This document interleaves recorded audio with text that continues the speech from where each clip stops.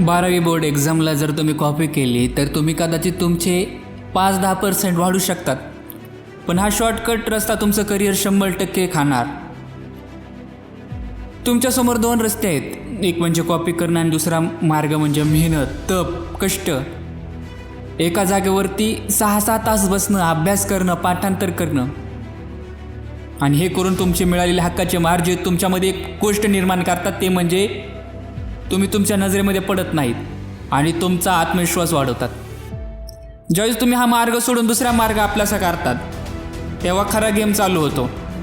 सुरुवातीला हा खेळ तुम्हाला खूप भारी वाटतो.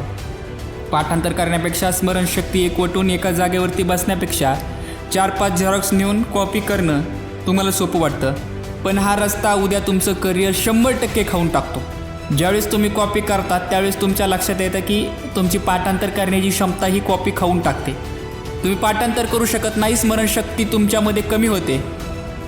कॉपी करण्याची सवय लागल्यानंतर तुम्ही कधी एका जागेवरती बसू शकणार नाहीत, अभ्यास करू शकणार नाहीत.